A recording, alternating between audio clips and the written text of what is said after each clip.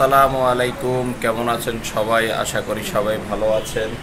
তো আজকে শুক্রবারের দিন সকালবেলা উঠলাম, তো ব্লগটা স্টার্ট করলাম। আসলে কয়েকদিন আমরা ব্লগটা স্টার্ট করতে পারি নাই, কারণ আখি অসুস্থ, আপনাদের আফু অসুস্থ, তাই আমি ব্লগটা কন্টিনিউ করতে পারি নাই। তো আজকে একটু চিন্তা করলাম আজকে শুক্রবারের দিন একটু ব্লগটা স্টার্ট করি, সবার সাথে একটু আবারও জয়েন্ট হওয়ার চেষ্টা করি। তো সবাই কেমন আছেন অবশ্যই জানাবেন। তো আমি এখন বাজারে যাব, তো এই জন্যে সকালবেলা উঠে গেলাম। তো ঠিক আছে, আমি বাজারটা করে আসি আর আপনাদের সাথে আজকে সারাদিনের ব্লগটা শেয়ার করব।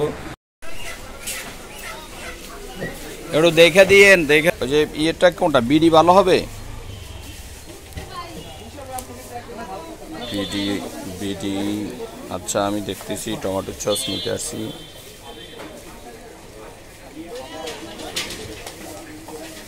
সকালে উঠে আগে বেডটাকে গুছিয়ে নিব আমি, তো গুছানো শেষ করে তারপরে আবার কথা বলি। যে বেডরুমটা গুছিয়ে নিলাম, আসলে আজ কয়েকদিন বেড কাভারটা উঠাতে পারিনি শরীর খারাপের জন্য, তো আজকে ভাবলাম বেডটা উঠিয়ে ফেলি বেড কাভারটা। আসলে শরীরটা অনেক বেশি অসুস্থ যাচ্ছে এখন। বাজার করে নিয়ে আসার পর এখন বাজারগুলো গুছিয়ে নিচ্ছি। এখানে বিস্কিট রাখলাম, এখানে মনেকা, আর এই যে ছেলে পাবো। নাস্তা শেষ করলাম, আদিবা এখনও নাস্তা শেষ করতেছে।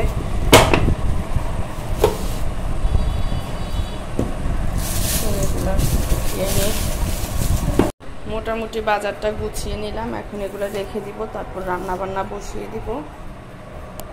এখনো পেঁয়াজ আলু গুছাইনি, এই যে পেঁয়াজ আলু নিয়ে একটা বিট লবণ আনতে বললাম ওকে।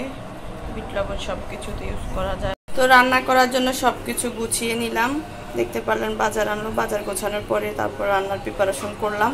এখন গোছানো শেষ, এখন রান্না বসিয়ে দিব। আজকে রান্না করব হচ্ছে কবুতরের মাংস। অনেক দিন তো আমি অসুস্থ ছিলাম, প্রায় 2 সপ্তাহের মতো কোনো ব্লগই করে নেই, জানেন আপনারা। তো শরীরটা অনেক দুর্বল, তাই আপনাদের ভাইয়া বলতেছে কবুতরের মাংস এনে দিছি, তুমি রান্না জোশ করে খেয়ে নাও। তাই আজকে জোশ করব। অনেক আগে একবার আমি কবুতরের মাংস রান্না করছি, আর এখন কবুতরের মাংস তেমন রান্না করা হয় না। দেখি আজকে রান্না করি, আপনাদের সাথে একটু শেয়ার করি কেমন হয়। আমি এখানে গরম মশলা দিয়ে দিলাম আর পেঁয়াজ কুচি দিয়ে তেলে কিছুক্ষণ দিয়ে, যখন ব্লগিং করে নেই তখন একবার রান্না করছি। পেঁয়াজটা আমার হালকা করে ভাজা হয়ে গেছে, এখন আমি আদা রসুনের পেস্ট দিয়ে দিব, সব ধরনের মশলা দিয়ে দিব, যেভাবে আসলে আমরা হাঁস মুরগি মাংস রান্না করি একইভাবে। তারপরও শেয়ার করতেছি আপনাদের সাথে রান্না বান্না। একটু দেশে গেলে আম্মু রান্না করলে খাওয়া হয়, কিন্তু এখানে হয় না, কারণ এখানে তো পালা না, দেশে তো পালে কবুতর, ওখান থেকে ভালো হয়, তাই ঢাকা তেমন কিনা হয় না। কিচেনটাতে একটু আলো কম, এই জন্য ভিডিওর কালারটা সুন্দরভাবে আসে না। আমি আদা রসুনের পেস্টটাকে দিয়ে একটু ভেজে নিয়ে তারপর পানি দিয়ে দিছি। এখন গুঁড়া মশলাগুলো দিব যেন পুড়ে না যায়। আর আমি আজকে কবুতরের মাংস 4টা রান্না করতেছি, ওই অনুযায়ী মশলা দিচ্ছি, আপনারা আপনাদের মতো করে দিয়ে দিবেন। বিসমিল্লাহ পরে প্রথমে হলুদের গুঁড়া দিয়ে দিচ্ছি, তারপরে মরিচ,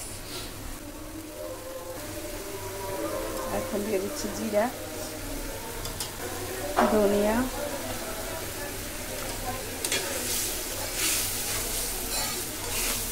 গরম মশলা গুঁড়া,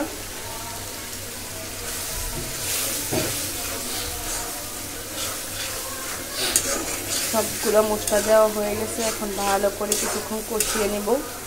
মশলা দিয়ে কিছুক্ষণ কষিয়ে নিলাম, এখন আবারও পানি দিয়ে দিছি, পানি দিয়ে আরও কিছুক্ষণ কষাবো, তারপরে কবুতরের মাংসটা দিয়ে দিব, দিয়ে মাংসটা কষিয়ে তারপরে পানি দিয়ে দিব।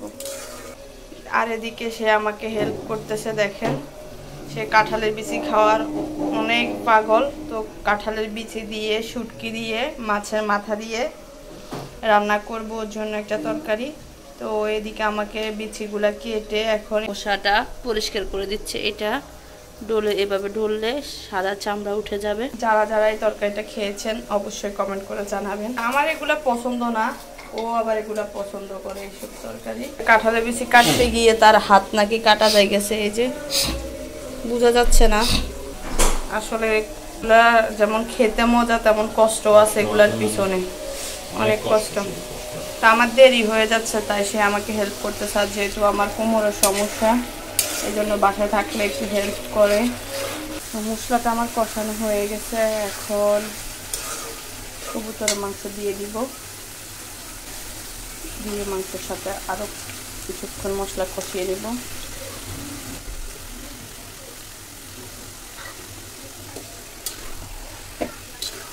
আগে তো আম্মুর হাতে রান্না খেতাম, কবুতরের দোষ, এখন নিজের হাতে খাবো, স্বামী সন্তানকে রান্না করে খাওয়াবো,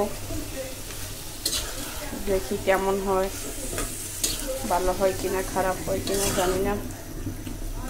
অনেক আগে যেহেতু রান্না করছি তখনকার কথা এখন আর মনে নাই, এখন যেহেতু রান্না করতে করতে আর একটু পুরনো হয়েছি, এখন কেমন হয় সেটাও দেখতে হবে। আমি মাংসটাকে কষিয়ে পানি দিয়ে দিব, তারপর রান্না হয়ে যাবে, সিদ্ধ হয়ে যাবে। তো ঠিক আছে, এখন মাংসটা ভালোভাবে কষিয়ে নিই। এখানে আবার পাশে দিয়ে একটা তরকারি বসিয়ে দিলাম, ওইটা শেয়ার করে নেই। সব ধরনের মশলা দিয়ে মাছের মাথা কষিয়ে শুটকি দিয়ে দিলাম, আর এখন কাঁঠালের বিচি দিয়ে দিচ্ছি। কাঁঠালের বিচি দিয়ে কষিয়ে নেব। দুইটা তরকারি অনেক দিন পরে রান্না করতেছি। এই তরকারি তো মানুষ বছরে কাঁঠাল যখন আসে তখন তরকারিটা রান্না করে, যারা পছন্দ করে খায় তারা। সাথে দুইটা সসিন্দা কেটে নিলাম, এই দুইটা দিয়ে দিব। এটাকে আমরা বেশিরভাগ কহি বলি, আপনারা কে কি বলেন জানি না। বেশিরভাগে এই কহিটাকে আমি ভাজি করি ডিম দিয়ে, আজকে ওর জন্য রান্না করব। ভাজি করলে আমিও পছন্দ করি, আদিবাও পছন্দ করে। তো ঠিক আছে, আমি রান্নাবান্না শেষ করি। রান্নাবান্না শেষ করলাম, এখন ঝাড়ুটা দিয়ে দিচ্ছি। আপনাদের ভাইয়া হালকা করে একটু ঝাড়ু দিচ্ছে, কারণ অনেক বেশি ময়লা হয়েছিল, তাই আমি ঝাড়ু দিতে দিতে ময়লাগুলো পুরো ঘর হয়ে যাবে, তাই হালকা করেও দিছে। এখন আমি আবার দিয়ে নিচ্ছি। বেড কভার উঠে যাচ্ছে, জামা কাপড়গুলো ও ক্লিন করে দিচ্ছে, অনেক বেশি হেল্প করতেছে। আলহামদুলিল্লাহ, হাজব্যান্ডের কাছ থেকে এরকম সাপোর্ট পাওয়া অনেক ভাগ্যের ব্যাপার। অসুস্থ হলে যে আমরা এখন একটা নাস্তা তৈরি করব, তার জন্য আমরা 3টা আলু নিয়েছি। 3টা আলুকে এখন মেশিন দিয়ে ছিলে নিচ্ছি। তারপরে দেখতে পারবেন আপনারা আমরা কি ধরনের নাস্তা তৈরি করি। আজকে সম্পূর্ণ ইউনিক একটা নাস্তা তৈরি করব, আপনাদের সাথে শেয়ার করব। নাস্তাটা একদমই পাতলা পাতলা করে কাটতে হবে, যত পাতলা করবে তত ভালো হবে, তাহলে সব মুচমুচে হবে। যেন এইভাবে যেন একটা পোর দিতে পারি, এই মোটা করলে হবে না, তাই কথা হচ্ছে আলুটাকে খুবই পাতলা করে নিতে হবে। খুবই পাতলা মনে হয়ে যাবে আপনারা মেশিন দিয়ে কাটা হয়েছে, এরকম একদম খুব পাতলা পাতলা। এই যে এমন করে নিয়ে একটা ভাঁজ দিয়ে দিতে হবে। এক সাইজে কাটলে ভালো হবে। কি ধরনের নাস্তা আজকে তৈরি করি, কি ইউনিক নাস্তাটা আপনাদের সাথে শেয়ার করতেছি। আমি আলুগুলোকে কেটে ধুয়ে একটু লবণ দিয়ে ভিজিয়ে রাখছি, তাহলে ফোল্ড করতে সুবিধা হবে। আর এখানে আমি কিছু ময়দা আর অল্প কিছু কর্নফ্লাওয়ার নিয়ে নিলাম, আর এখন সব ধরনের মশলা অ্যাড করে দিব। একটা ব্যাটার তৈরি করব। লবণ দিয়ে দিচ্ছি, এখন দেওয়া হচ্ছে লবণ, মরিচের গুঁড়া, একটু জিরা, একটু ধনিয়া, একটু গরম মশলা গুঁড়া। এখন আমি ব্যাটারটা পানি দিয়ে গুলে নিব, পাতলাও না ঘনও না, যেন আলুর গায়ে লাগে। দেখাচ্ছি আপনাদেরকে, ব্যাটারটা গুলে নিই। ব্যাটারটা গুলে রেখে দিছি, এখন এক পাশে রেখে দিয়ে আমি কাঠিতে এই আলুগুলোকে এই যে দেখেন এভাবে সাজিয়ে নিব। আর আমগুলো অনেক সুন্দর করে ডিজাইন করে ফেলবে, দেখেন। এই যে একটা এইভাবে এভাবে করে বানিয়ে নিচ্ছি। সরাই এই দেখেন আব্বু শুরু করছে এবার, যেন তাড়াতাড়ি আমি না করলে তাড়াতাড়ি হবে, আমি না করলে তাড়াতাড়ি হবে। একজনের করতে অনেক দেরি হয়ে যাবে, নয়তো আমাদের নাস্তা খেতে অনেক টাইম লেগে যাবে। আর আমরা হঠাৎ করে ডিসিশন নিয়েছি যে নাস্তা করব বাসায়, তাই আমাদের না হয়তো আরো আগ থেকে প্রিপারেশন নিতে। এই দেখেন আব্বু আমারটা হয়ে গেছে, দেখেন একদম ঘুরাই দিবা আব্বু, ঠিক আছে? ঠিক আছে মাম্মা। আচ্ছা, তো আমরা এইভাবে বানিয়ে নিই, তারপর আপনাদের সাথে শেয়ার করতেছি। তো গাইস আমি কি একটা বানাইলো, এটা ফাইনাল লুকটা অনেক সুন্দর, একদম ফুলের মতন, দেখেন। তো আমাদের কাঠিতে বড়া হয়ে গেছে, এখন ব্যাটার দেওয়া হবে এটার উপরে। আর আলু ওই বাকি এগুলা রয়ে গেছে, কিন্তু কাঠি নাই, তাই এগুলাকে এক্সট্রা করে ফ্রাই করে নিব। এই যে এখন এই আলুটার উপরে ব্যাটারগুলোকে দিয়ে দেওয়া হচ্ছে ভালোভাবে, যেন প্রত্যেকটার ভিতরে ঢুকে। তারপরে সেটাকে আমরা ভালোভাবে তেলের উপরে ভেজে নিব। তারপরে হয়ে যাবে আমাদের আজকে সন্ধ্যার নাস্তা, ক্রিসপি আলু ফ্রাই। তো ফাইনালি আমাদের আলুগুলো হয়ে গেছে 42। তো এখন সেটাকে আমরা এই যে এখানে একটা পাইপে নিয়ে একটু তেল নিয়ে নিলাম। এখন তেলের মধ্যে সেগুলোকে আমরা আস্তে আস্তে একটা একটা করে ছেড়ে দিব। তারপরে হয়ে যাবে বেশি আঁচ দিলে কি পুড়ে যাবে, সিদ্ধ হবে না আলু। মাছ লেগে সবগুলো যাবে, ধরবে? সব ধরবে না।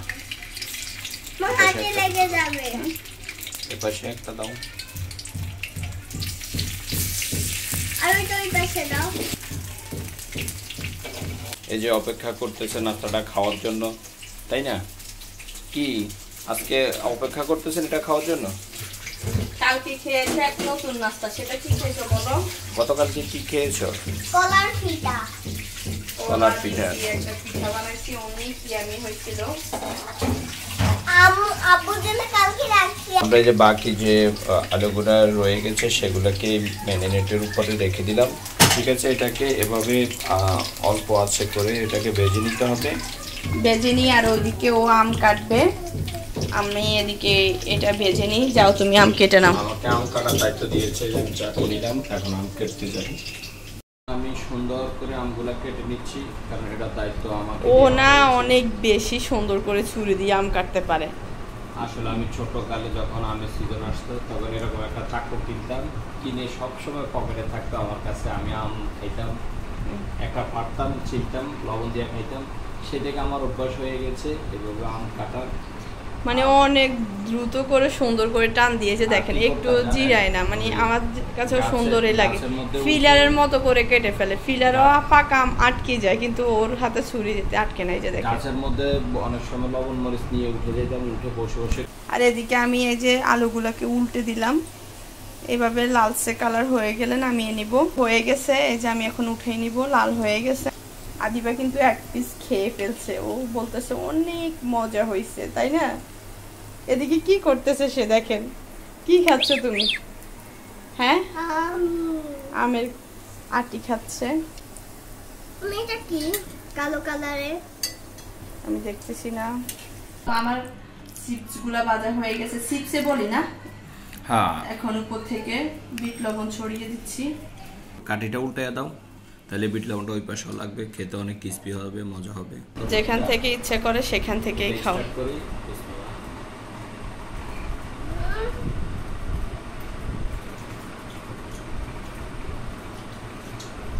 আসলে অসাধারণ নাস্তা হয়েছে, খুব ভালো লেগেছে নাস্তাটা আজকে খেয়ে।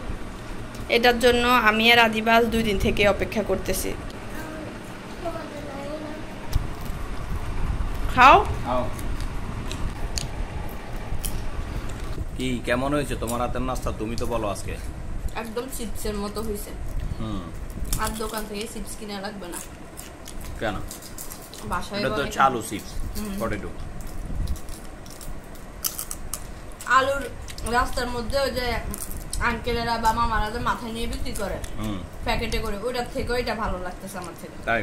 ওটা ভালো লাগে না প্যাকেট আমার, তাই কেমন জানি শক্ত শক্ত। ওইটা আসলে অনেক মজাদার হয়েছে, আপনারাও চাইলে ট্রাই করতে পারেন। একদম সিম্পলের ভিতরে নাস্তাটা। আর তার সাথে আমাদের ম্যাঙ্গো আছে। সন্ধ্যা হলে, সন্ধ্যা মানে বা বিকেল হলে শুরু হয় কি খাবো কি খাবো, পেটে ক্ষুধা থাকলেও কি খাবো, পেটে ক্ষুধা না থাকলেও কি খাবো, মানে সন্ধ্যা হলে নাস্তা খাইতে হবে। তো প্রতিদিন কি খাওয়া যায় বলেন তো? তাই এভাবে মাঝে মাঝে ঝটপট নাস্তা তৈরি করে খেয়ে নিতে পারেন আপনারা বানিয়ে। এই যে আদিবা খাচ্ছে। 2 পিস খেয়ে ফেলছি কিন্তু গাইস। আজকে 2 হাতে 2টা গরিব পড়ছে, দেখেন অনেক ক্রিসপি। ওয়াল্লাহ আমি তো দেখিয়ে নি। ম্যাঙ্গো। আদিবা আগে আটি খেতো না, এখন আজ 2 দিন থেকে আটি খাচ্ছে। ওর কাছে আটি ভালো লাগে খেতে। আমিও একটা খাই। আমগুলা না আসলে অনেক ভালো পড়ছে, মাঝে দিয়ে একগুলো আনছে, ওগুলা ভালো পড়ে নেই। তো আমরা নাস্তা শেষ করে নিলাম। আদিবা তোমার থেকে কেমন লাগছে নাস্তাটা? ভালো, অনেক ইয়াম্মি হয়েছে। অনেক ইয়াম্মি হয়েছে। হ্যাঁ, আসলে অনেকদিন অসুস্থ থাকার কারণে কোনো কিছুই তৈরি করতে পারিনি। কালকে ওকে একটু সন্ধ্যা পিঠা বানিয়ে দিলাম, আর আজকে একটু হালকা পাতলা নাস্তা দেখতেই পারলেন ওদের। আর আরিবা এটা ভিডিওতে দেখে ও বলছিল খাবে আরো কয়দিন আগে, তো ভাবলাম আজকে ভেজে দিই। ও বলছিল বাইরে যাওয়ার জন্য কিন্তু ইচ্ছা করতেছিল না। গত সপ্তাহে শুক্রবারে বের হয়েছিলাম, আমার শরীর কাঁপার কারণে একদম অস্থির অবস্থা হয়ে গেছে, শরীর অনেক বেশি দুর্বল, হাঁটতে পারি না। তো ওই দিন আর ব্লগ করিনি, তার এই অবস্থা হয়েছে, তাই আজকে আর বের হইনি, ভাবলাম সুস্থ হয়ে আগে। তো বাসায় টুকটাক নাস্তা করলাম, আর আজকে আপনাদের সাথে তো ব্লগটি শেয়ার করলাম, অনেক দিন হয়েছে ব্লগ শেয়ার করি না, তাই ভাবলাম আজকে একটু আমাদের কি অবস্থা এটা আপনাদের সাথে একটু শেয়ার করি। জীবন সঙ্গী পাশে থাকাটা কতটা জরুরি, একজন মানুষ অসুস্থ হলে বোঝা যায়, সুস্থ হলে বোঝা যায় যে জীবন সঙ্গীর প্রয়োজন আছে কি নাই। তো আমরা যারা শহরে একা থাকি তাদের আরো বেশি প্রয়োজন, কারণ অসুস্থ হয়ে পড়ে থাকলে কেউ দেখার মতো নাই। কিন্তু হাজবেন্ড যদি কেয়ার করে তাহলে আর কি বেশি কিছু লাগে। একজন হাজবেন্ড যদি স্ত্রীকে না দেখে, স্ত্রী যদি হাজবেন্ডকে না দেখে, তাহলে তো আর জীবন সঙ্গী বলে না তাদেরকে। তো ও সেবা, ও যতটুকু পারছে বাসায় থাকি সেবা করছে, রান্না বান্না করে খাওয়ায় অনেক, এটাও অনেক বড় একটা দায়িত্ব সে পালন করছে। তো আচ্ছা যাই হোক, আর কথা বাড়াবো না, আজকের ব্লগ এখানেই শেষ করে দিব। ব্লগটি কেমন হয়েছে অবশ্যই কমেন্ট করে জানাবেন আপনারা। তো আমাদের জন্য সবাই দোয়া করবেন, আমরা আপনাদের জন্য দোয়া করি। আজ এ পর্যন্তই, আল্লাহ হাফেজ।